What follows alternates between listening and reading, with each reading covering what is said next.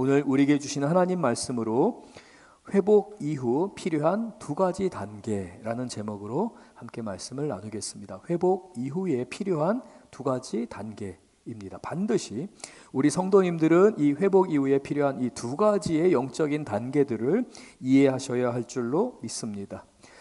제가 오늘 에스라 말씀 1장을 함께 나누고자 하는 그 중요한 이유가 있는데요.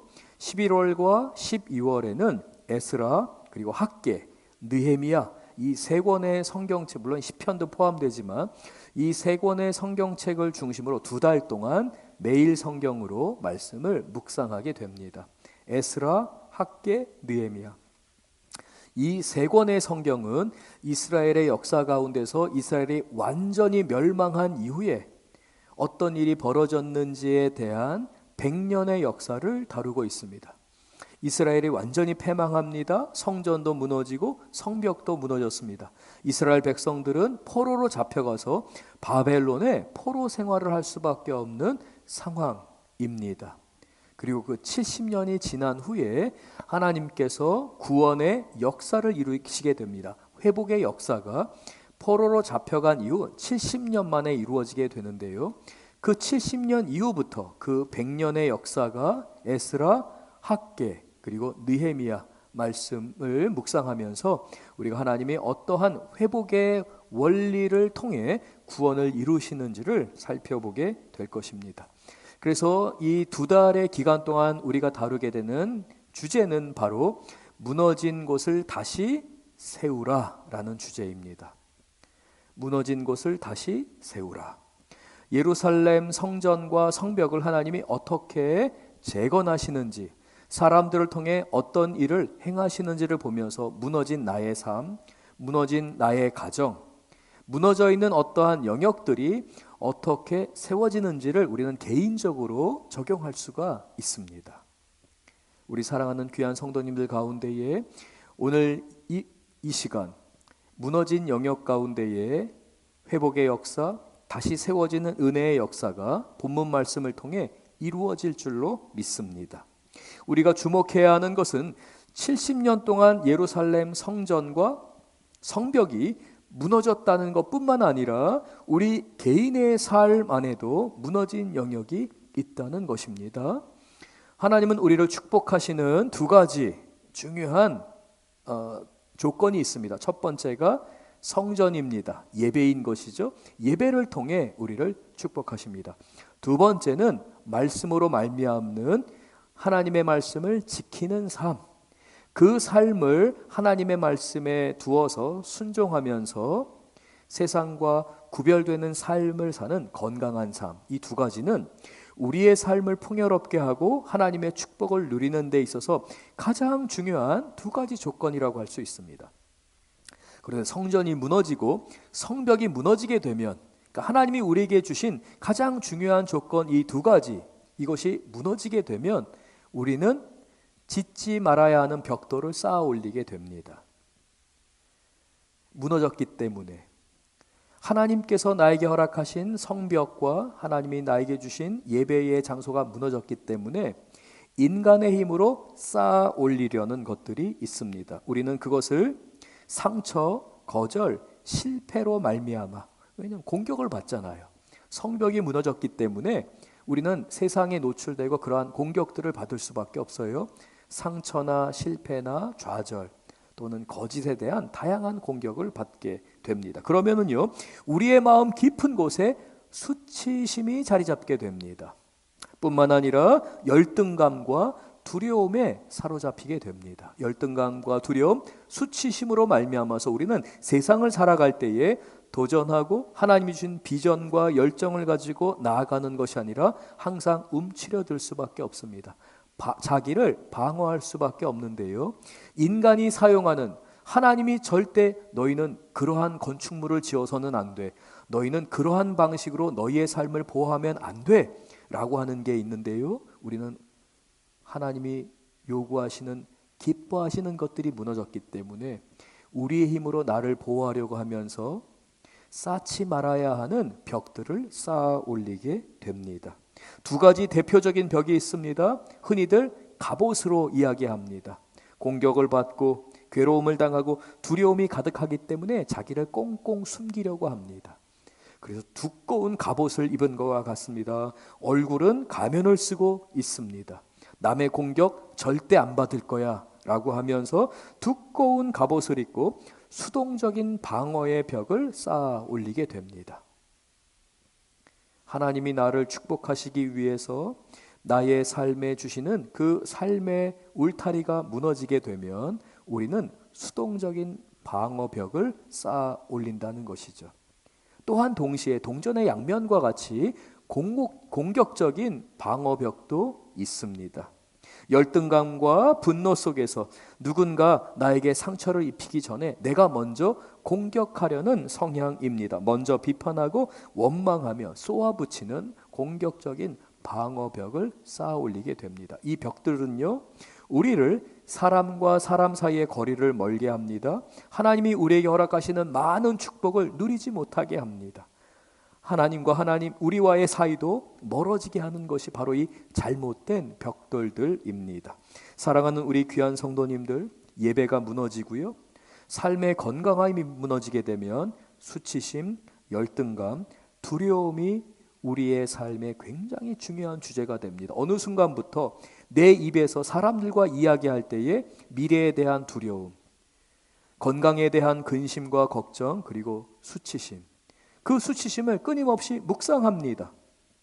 하나님이 원하시지 않는 것, 그저 내가 상처받고 내가 부끄러운 것, 내가 수치를 당했던 것을 생각하면서 끊임없이 그것을 부여잡고 또 분노를 발하게 됩니다. 나의 삶을 무너뜨리는 것이라고 할 수 있습니다. 그러므로 오늘 본문을 통해 이 예루살렘 성전과 성벽이 재건되는 과정을 통해 이 말씀이 그저 이스라엘의 역사의 이야기가 아니라 오늘 나의 삶에 아주 중요한 영적인 교훈을 준다는 것을 기억하면서 우리가 함께 오늘 본문 말씀을 살펴보고자 합니다. 두 가지 반드시 기억하셔야 합니다. 성전의 재건입니다. 이 성전의 재건은 예배의 회복을 상징합니다. 성전은 예루살렘 성 안에 가장 중요한 지역에 있는, 그 성 안에 있는 그 이스라엘 백성 전체에게 있어서 가장 중요한 핵심적인 장소라고 할 수 있습니다. 가장 중심 부위죠. 바로 성전입니다. 하나님을 예배하는 장소입니다. 그 성전이 무너지게 되면 중심이 무너진 것입니다. 두 번째, 우리가 오늘 말씀을 통해 주목해야 하는 것은 성벽입니다.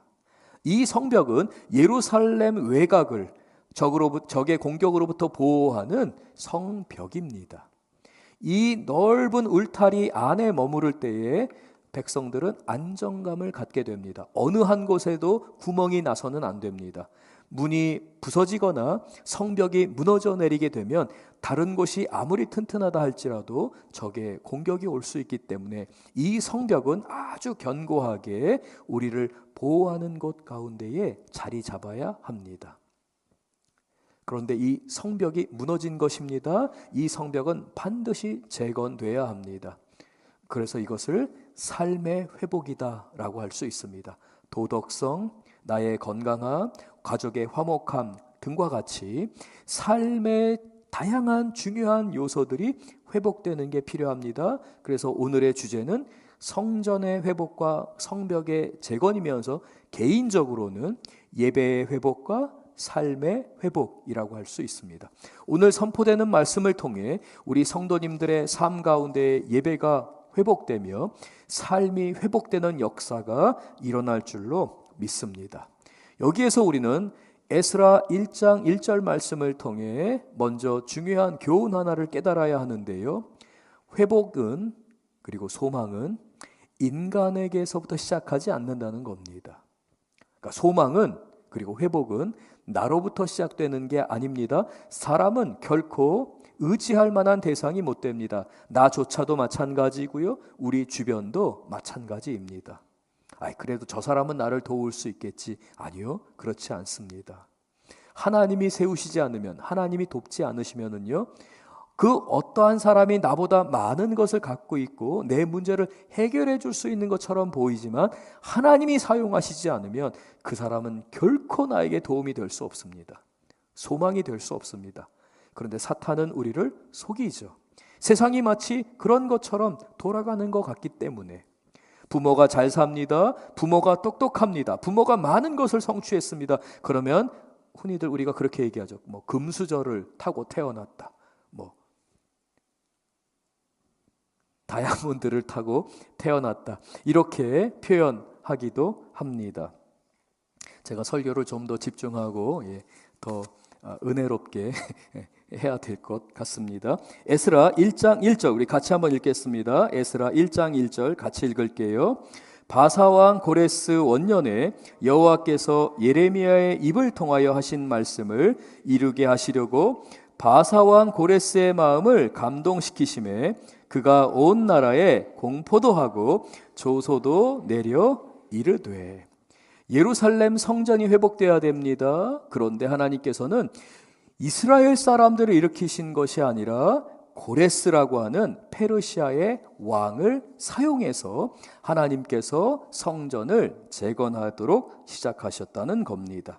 그래서 1장 1절을 보게 되면 이 고레스가 천하를 통일한 그 첫 해에 그 원년에 하나님께서 페르시아 왕 고레스의 마음을 감동시키셨다라고 말씀합니다.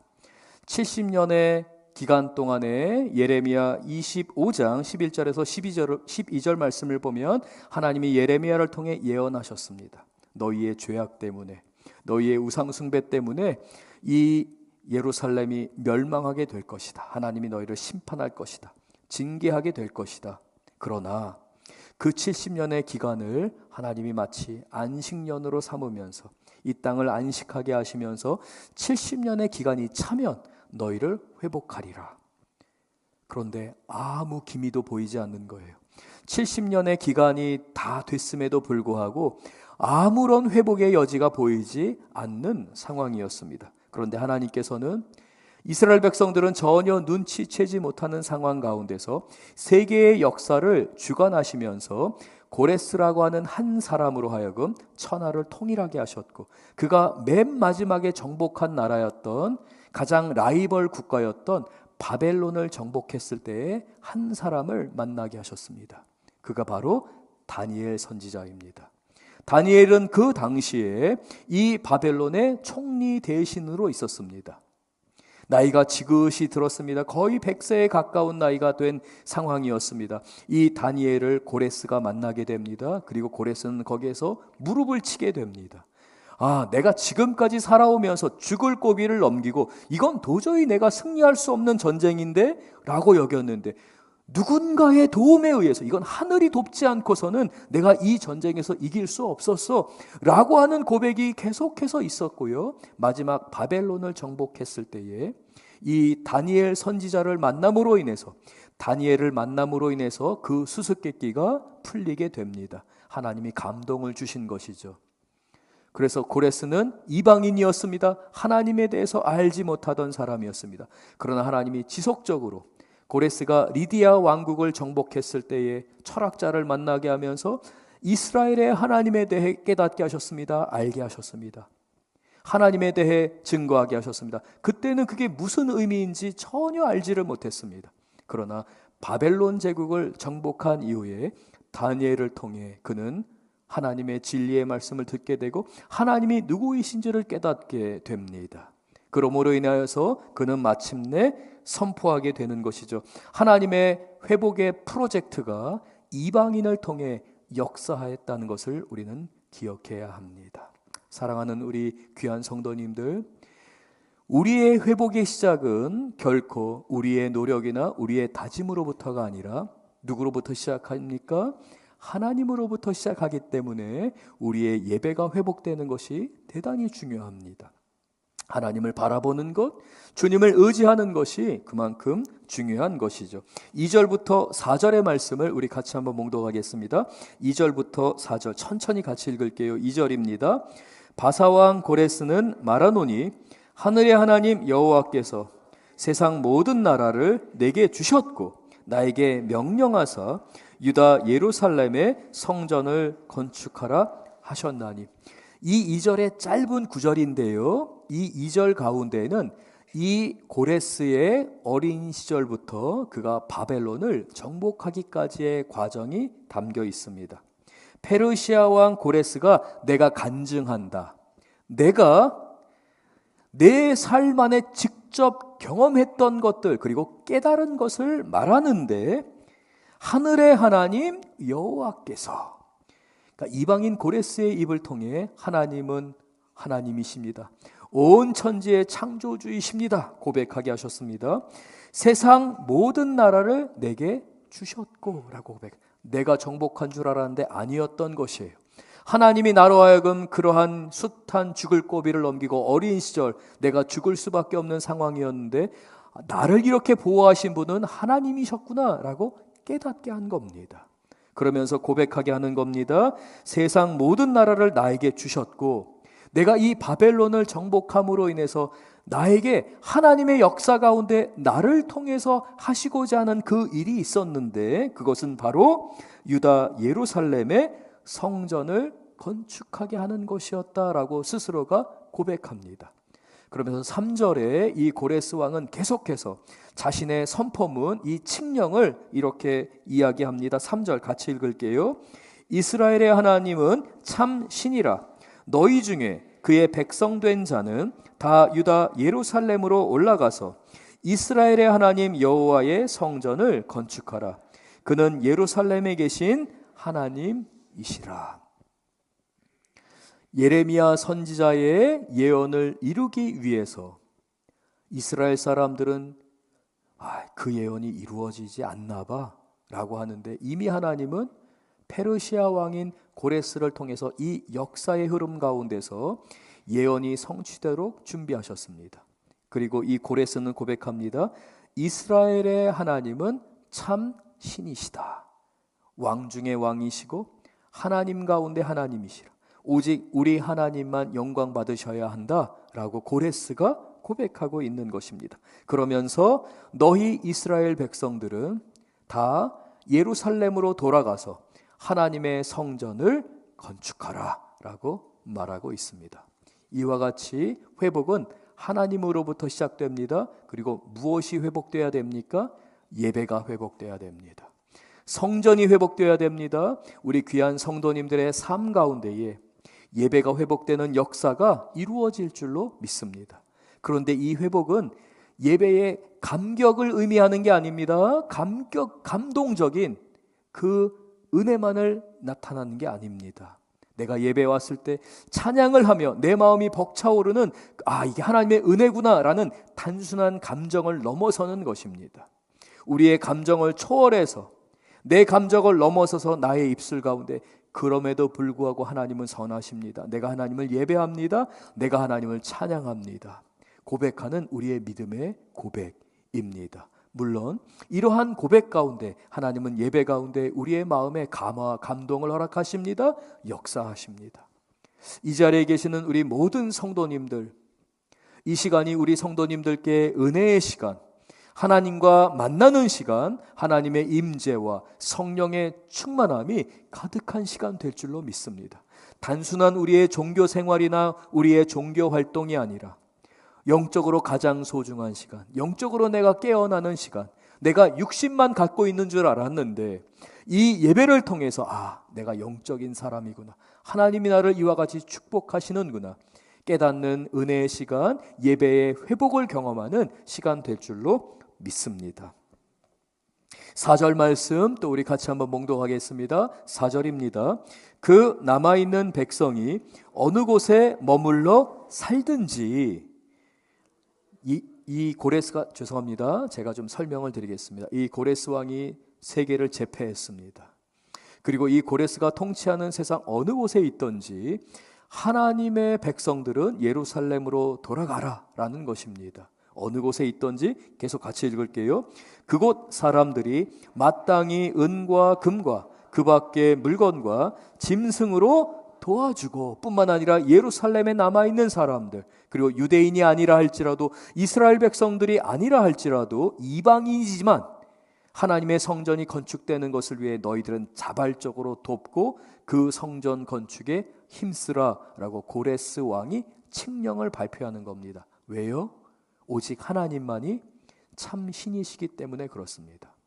오직 하나님만이 예배를 받으셔야 하기 때문에 고레스 왕은 너희 모든 주변에 있는 자들은 이 성전이 건축되도록, 이스라엘 백성들뿐만 아니라 모든 이들은 이 성전 건축에 참여하라 라고 선포한 것입니다. 계속해서 읽겠습니다. 그 외에도 예루살렘에 세울 하나님의 성전을 위하여 예물을 기쁘게 드릴지니라 하였더라. 참여하는데 너희는 모두 기쁘게 이 일에 참여하라. 왜냐하면 하나님은 오직 유일하신 하나님이시기 때문에 그렇습니다. 2차 세계대전 당시에 본회퍼 목사님은 히틀러가 세상을 멸망시킨다고 봤습니다. 사탄의 손발 노릇을 하면서 많은 사람들에게 절망을 가져다주고 죽음을 가져다준다고 생각했습니다. 그는 목회자였습니다. 본회퍼 목사님은 목회자였습니다. 히틀러인 그 독재자를 보면서 그는 결단을 내릴 수밖에 없었습니다. 하나님, 저 독재자를 심판하셔야 합니다. 그리고 그는 단순하게 기도하지 않고 그 히틀러를 암살하는 조직들을 도와주게 됩니다. 당시 독일 교회는 타락해 있었습니다. 그래서 오히려 히틀러를 부추기고 히틀러로 하여금 유대인을 학살하는 것들, 그리고 전쟁에 젊은이들을 동원하고 독재를 하는 것을 오히려 독일 교회가 부추기고 있는 상황이었습니다. 본회퍼 목사님은 교회가 무너졌다고 여겼습니다. 예배가 무너진 것이죠. 왜냐하면 교회를 정치적인 것 가운데 이용했기 때문에 그렇습니다. 그런데 그는 안타깝게도 그 꿈을 이루지 못합니다. 오히려 감옥에 갇히게 되었습니다. 너무나 무력하게 된 것이에요. 좌절할 수밖에 없었습니다. 이제 세상은 어떻게 되는 건가? 이제 이 나라와 이 민족은 어떻게 되는 건가? 그는 독일을 사랑하는 사람이었습니다. 그는 독일 교회가 회복되기를 원했습니다. 그런데 세운 계획이 다 무너져 내렸습니다.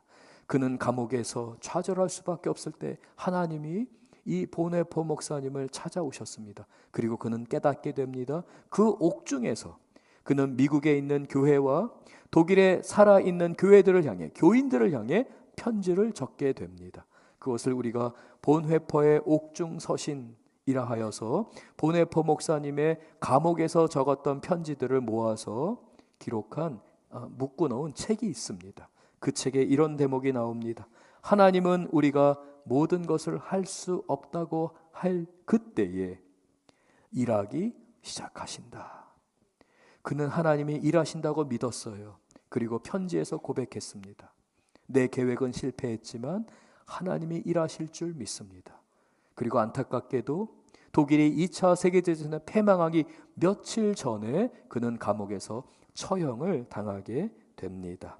사랑하는 우리 귀한 성도님들, 절대 우리는 절망의 감옥에 있을 수 없습니다.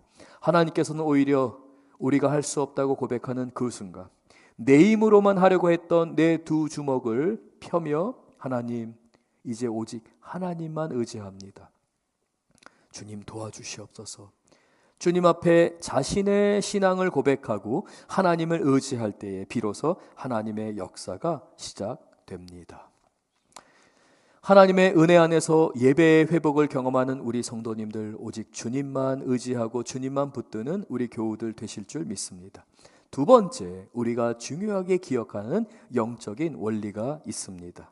예배의 회복이 때로는 그 방해와 어려움 때문에 멈출 수 있다는 것입니다. 내가 예배를 회복하고자 합니다. 주님 앞에 간절히 나아가서 예배하기를 소원했습니다. 근데 어려움이 닥칠 때에, 공격이 나에게 올 때 어떠한 방해로 말미암아서 그 예배의 회복이 멈출 수 있다는 것입니다. 사탄은요, 아무런 은혜도 구하지 않고요, 아무런 주님의 사명 가운데에 헌신하려고 하는 마음이 없는 사람들 그냥 내버려 둡니다. 그러한 교회 알아서 망합니다. 아무런 공격도 하지 않습니다. 그러나 예배 가운데 회복하고자 할 때에, 오직 하나님만을 의지하고자 할 때에 교회를 공격합니다. 성도들의 삶을 흔들어 놓는 것이죠. 예배를 위해서, 회복을 위해서 간절히 주님 앞에 나아갑니다. 그러나 사마리아인들의 방해와 공격이 있었습니다. 예루살렘 위쪽에 있는 사마리아 성의 사람들, 도비아를 비롯한 사마리아 사람들이 이 예루살렘 사람들을 괴롭혔습니다. 분명히 고레스 왕은 도우라고 했는데 오히려 시기하고 질투하며 예루살렘 사람들을 괴롭히는 상황이 되었습니다. 사람들은 스스로를 보호하려고 합니다. 방어 기제가 작동을 한 겁니다. 그래서 성전을 재건하는 걸 멈춰버리고 내 가정을 지키기에 급급하게 되었습니다. 그래서 성전 재건을 멈춘 기간이 자그마치 16년이었습니다. 16년 동안 하나님은 분명히 성전을 재건하라고 하셨고 고레스를 통해 이러한 일들을 행하셨음에도 불구하고 사람들은 그 일을 행하지 않고 그저 자기의 집만 돌보고 자신만 잘 살면 되지라고 생각했습니다. 그때에 이 상황을 해결하시는 하나님의 역사는 말씀이었습니다. 학개 선지자를 통해 하나님은 말씀을 선포하셨는데요. 학개서 1장 4절 말씀을 우리 같이 한번 읽겠습니다. 학개 1장 4절입니다. 이 성전이 황폐하였거늘 너희가 이때에 판벽한 집에 거주하는 것이 옳으냐? 여기서의 판벽한 집은 인테리어가 잘 된 집입니다. 예루살렘 사람들이 성전 재건을 멈췄습니다. 그러면서 우리 집이라도 잘 꾸며야겠구나, 우리가 잘 방어해야겠구나, 다른 사람 어떻게 살던지 그냥 우리 가족이 우선이지 라고 하며 집을 잘 꾸미기 시작합니다. 경쟁이 붙은 거예요. 아니 저런 인테리어가 있대 라고 하며 우리도 그런 것을 해야지. 판벽한 집은 이와 같이 인테리어가 잘 된 집, 나만 잘 살면 되지 라고 하는 교만한 마음을 상징하는 표현입니다. 하나님의 성전은 멈춰졌습니다. 성전 재건이 멈춘 상태입니다. 사람들은 폐허가 된 그 성전은 그냥 내버려 둔 채 자신만 돌보고 있는 상황이었습니다. 사랑하는 우리 귀한 성도님들, 하나님께서는요 우리를 살리기 위해서 성전을 재건하라고 하는 것입니다. 우리의 삶, 우리의 직장, 우리의 가정 하나님이 돌보십니다. 만약에 하나님께서 우리에게 가난을 허락하시거나 어려움을 허락하신다면 세상 사람들은 그것이 심판일 수 있습니다. 그러나 그리스도인의 삶 가운데서는 하나님의 자녀들에게 있어서는 하나님의 메가폰입니다. 돌아오라고 하는 살리기 위한 하나님의 섭리임을 기억하는 우리 귀한 교우들 되실 줄로 믿습니다. 한 15년 전, 20년 전에 저희 장인어른께서 위암 진단을 받으셨고요. 그 암이 온몸에 이렇게 퍼지는 상황이었습니다. 병원에서는 몇 개월 살지 못한다는 진단을 받게 됩니다. 장인어른 그 당시 목회를 하고 계셨고요. 주변에 있는 많은 분들, 우리 장인어른 교회의 교회와 또 장인어른이 속해 계시는 노회의 목사님들, 그리고 장인어른과 장모님께서 자연스럽게 장인어른의 후임 담임 목사로 저를 거론하기 시작했습니다. 뿐만 아니라 제 주변에 있는 많은 친구 목사님들이 저에게 장인어른이 그렇게 아프시면 장인어른 목회하는 교회에 자연스럽게 가서 목회하는 게 좋지 않겠어? 라고 제안하기도 합니다. 제 마음이 왠지 불편했습니다. 전혀 하나님으로부터 온 이야기가 아닌 것 같았어요.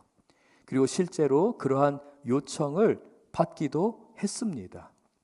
그럴 때 제가 하나님 앞에 기도하며 제가 대답했던 게 있습니다. 저는 세습 목회는 안 합니다. 그때에 저에게 이러한 질문을 던졌습니다. 좋아, 목사님이 세습 목회 안 한다는 결단 좋아요. 근데 하나님 말씀하시면 해야죠 라는 것이었습니다. 저는 거기에서 하나님이 말씀하시면 이라는 것이 너무나 크게 다가왔습니다. 순종해야 되기 때문이죠. 그런데 제 마음에 이러한 생각이 떠올랐습니다. 이거는 하나님이 말씀하셔도 나는 장인어른 교회에서 목회하지 않는다라는 것이었습니다. 왜냐하면 저희 장인어른 장모님이 그 교회를 개척하면서 어떻게 눈물로 교회를 섬기셨는지, 어떠한 대가를 지불하셨는지 다 아는데 나중에 하나님 품에 갔을 때에 오직 하나님께 칭찬받고 하나님이 그 눈물을 닦아주셔야 하는데, 제가 세습 목회를 하게 되면 교회에도 덕이 되지 않고 많은 성도들에게 상처를 주는 것 자체가 그것은 하나님의 뜻이 아니라고 생각했습니다. 그래서 주변 사람들에게 이야기하기 시작했습니다. 저는요, 하나님 말씀하셔도 장인어른 교회에서는 목회하지 않습니다. 얼마의 세월이 지났습니다. 저희 장인어른 교회에 새로운 담임 목사님이 부임해 오시게 되었습니다.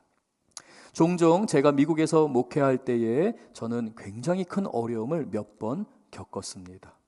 밤에 잠을 자지 못할 정도로 목회를 하면서 그 스트레스가 너무 심했고요. 저의 역량 자체가 좋은 목회자가 아니었기 때문에 그 모든 일들을 지혜롭게 그리고 은혜롭게 섬길 수가 없는 형편이었습니다. 너무나 괴로웠습니다. 왜 나 같은 사람이 목회자가 됐을까? 왜 나 같은 사람 때문에 우리 성도님들이 힘들어할까, 아파할까? 그리고 더욱더 실패감 때문에 잠을 이룰 수가 없었어요. 언젠가 한번 우리 작은 목자들에게도 말씀드렸지만 그 짧은 한 5주에서 6주 사이에 몸무게가 15kg 정도가 빠질 정도로 제가 극심한 스트레스 가운데 있었습니다. 머리카락도 빠지고요. 단번에 한 10몇 킬로 정도가 빠지게 되니까요. 몸이 망가지는 게 느껴졌습니다. 그때 제 마음에 그러한 마음이 찾아왔습니다. 누구 좀 의지했으면 좋겠다. 이 문제 누가 좀 해결해 줬으면 좋겠다. 그리고 어느 틈엔가 제 안에 그런 마음도 찾아왔습니다. 도망가고 싶다. 도망가고 싶다. 내가 할 수 없으니까 좀 피하고 싶다. 그 마음이 제 안에 찾아오더라고요. 너무 힘드니까, 너무 괴로우니까. 그러면서 장인어른을 의지할까? 다른 누군가를 의지할까? 이 마음이 생기더라고요. 하나님 말씀하셔도 안 합니다 라고 했는데요, 예배가 무너지니까 너무 괴롭고 힘들어서 예배가 무너지고 하나님을 의지하려는 온전한 마음에 상처가 생기고 그 마음을 빼앗기니까 제가 하나님이 아닌 다른 것을 의지하는 마음이 제 안에 생겨나는 것을 바라보게 되었습니다. 사랑하는 우리 귀한 성도님들, 이건 비단 저만의 이야기가 아닐 줄로 믿습니다. 어쩌면 이 자리에 계시는 우리 성도님들 가운데서는 도망가고 싶다, 피하고 싶다, 때로는 자녀의 문제 때문에, 때로는 경제적인 문제 때문에, 때로는 직장에서의 문제 때문에 아마 저와 똑같은 심정으로 계시는 우리 성도님들도 계시리라 봅니다. 사랑하는 우리 귀한 성도님들, 우리는 그럴 때일수록 내 주먹을 펼치고 하나님, 그저 주님만 바라봅니다 고백하셔야 될 줄 믿습니다. 사탄은요, 살아나려고 하고 예배하려고 하고 주님께 나아가려고 하는 사람들을 끊임없이 괴롭힙니다. 공격합니다. 여러분이 괴로움 가운데 있다면 여러분이 살아있다는 증거입니다. 그리고 여러분들은 예배를 회복하셔야 합니다. 오직 예배가 회복되는 사람들의 삶 안에 하나님께서 역사하십니다. 그리고 성벽이 재건되어야 합니다.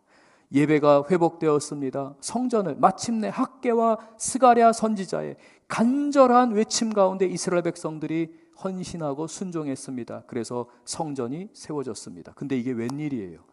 예배는 회복됐는데, 성전은 회복됐는데 성벽이 없으니까 계속해서 공격을 받은 거예요. 예배를 드립니다. 공격을 받습니다. 다시 예배의 자리로 나와 예배를 드립니다. 그런데 다시 성벽이 없기 때문에 또 공격을 받아요.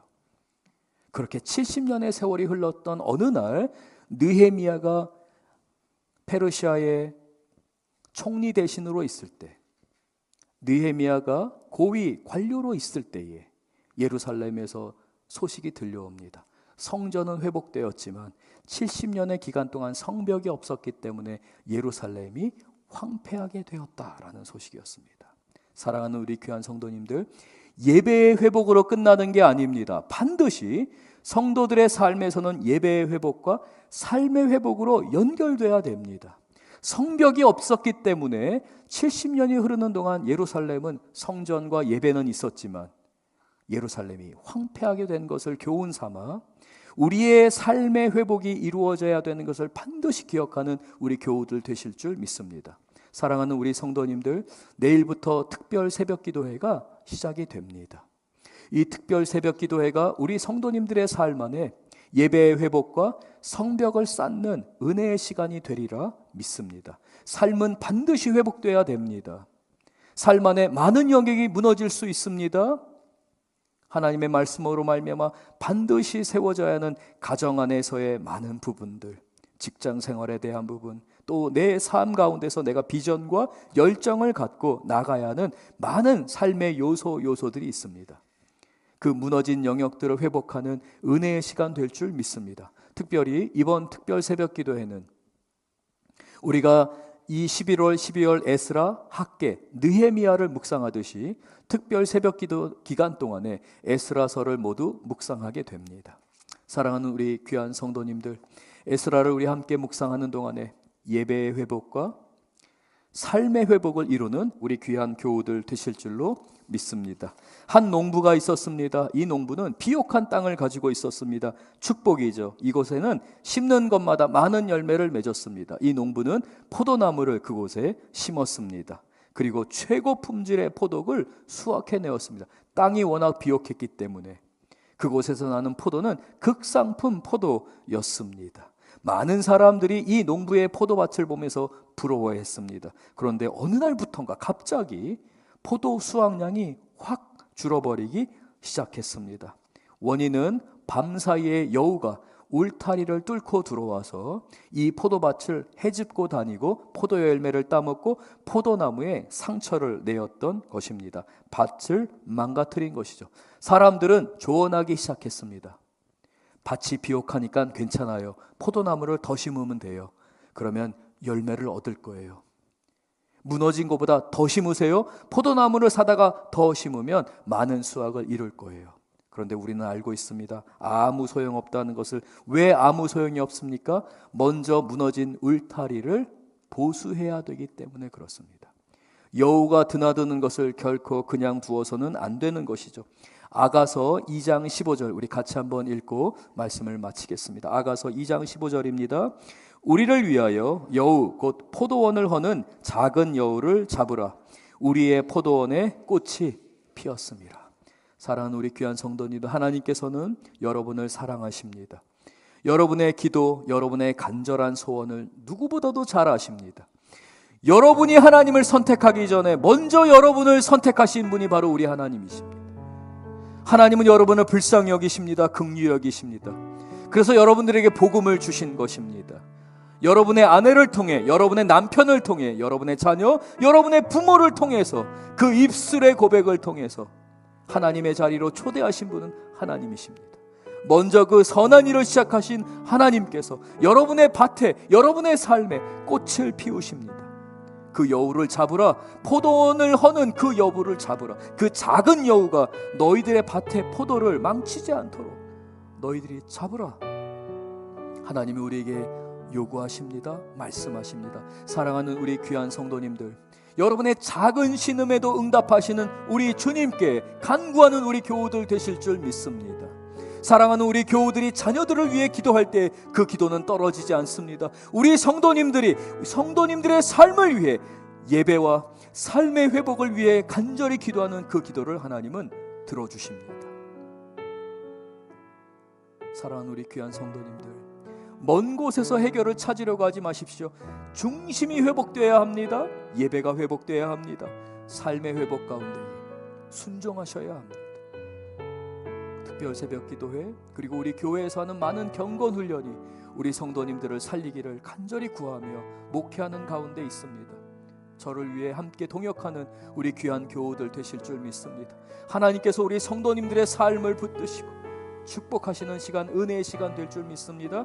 이 시간 함께 찬양할 때 이 찬양의 고백 가운데 주님 역사하실 줄 믿습니다. 우리 다 함께 일어나서 함께 찬양하겠습니다.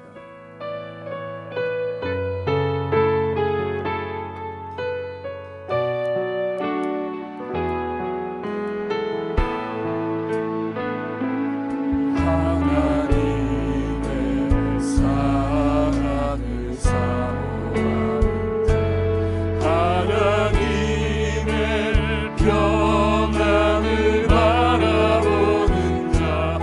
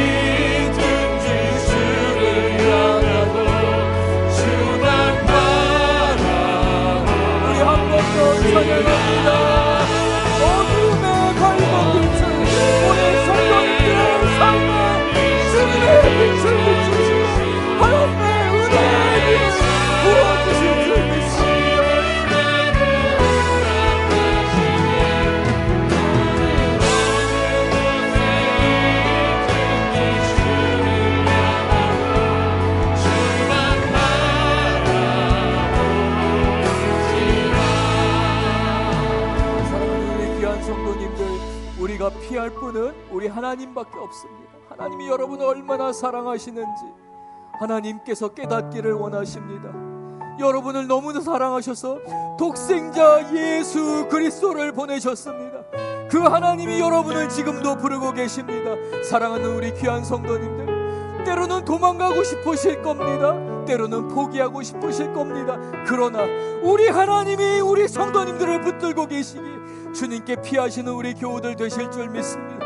우리가 이 시간 다같이 주님의 이름을 간절히 부르짖으며 함께 주님 앞에 나아갑니다. 주여, 아버지 하나님, 우리 성도님들의 기도를 주님이 들으시니 감사합니다. 주님 말씀하시니 감사합니다. 주님이 초대하셨습니다. 주님이 붙들어 주셨사오니 주여 역사하시고 우리 성도님들을 붙들어 주시며 하나님 은혜의 자리로 나가게 하여 주시고 우리 하나님 사랑의 눈으로 바라보시고 너를 지킨다고 말씀하시고 너와 함께한다고 말씀하셨습니다. 주님 우리 성도님들을 붙들어 주시옵소서. 우리 하나님이 살리시고 우리 하나님이 회복하시고 주님이 도와주실 줄 믿습니다. 주님의 성령의 기름 부으시고 성령의 역사가 하나님 부어줄 줄 믿습니다. 주여 역사하고 주시옵소서. 하나님 살리시옵소서. 회복하시옵소서. 주님 나한테 감동해 주시고 주님이 역사하여 주실 줄 믿습니다. 오직 주님의 역사가 오직 성령의 충만한 은혜가 우리 성도님들의 삶에 가득하게 하여 주시옵소서.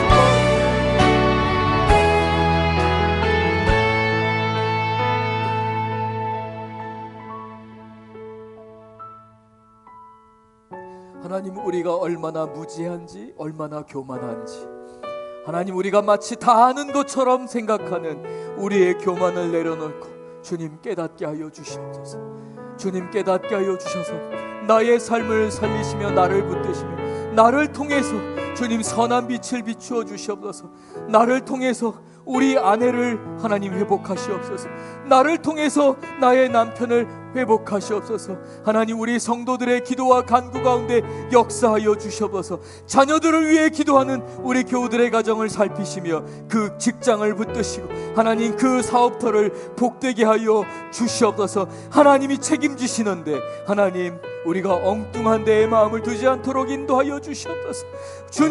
주님이 책임지실 줄 믿고 간구하며 기도의 자리를 지키는 우리 교우들이 되게 하시며 말씀을 읽고 순종하는 우리 교우들 되게 하여 주시옵소서. 하나님 이 시간 주 예수 그리스도의 이름으로 선포하며 기도합니다.